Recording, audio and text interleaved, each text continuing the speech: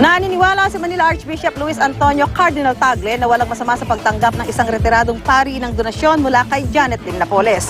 Kaugnay ito ng napabalitang 2.5 million pesos na donasyon mula kay Napoles na tinanggap ng nooy rektor ng simbahan ng Quiapo na si Monsignor Josefino Ramirez.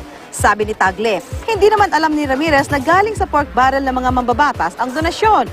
Bagay na kinumpirma ni Ramirez isang pahayag na ipinadaan sa Archdiocese of Manila. Sabi ni Ramirez, 2 million pesos lang at hindi 2.5 million ang natanggap na donasyon. Napunta raw ito sa proyekto ng Caritas Manila. May batas din ng simbahan kung ano yung mga dinidisiplin. So yun pong ganong aspeto? Yung ganito, unless yung tao mismo ang nag-involve sa corruption, yung receiving a donation na gano'n, na hindi niya alam ang naging source, hindi ka naman culpable doon. Lumabas din sa ulat na mahigit 400,000 pesos na galing umano sa NGO ni Napoles ang ginamit para sa pagbiyahe ni Ramirez sa Europa.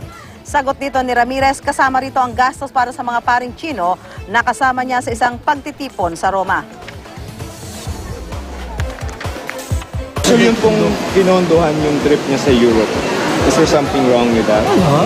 Like for example, some priests go to the Holy Land on pilgrimages, and very often, ang nagpopondo doon yung pang-travel agent.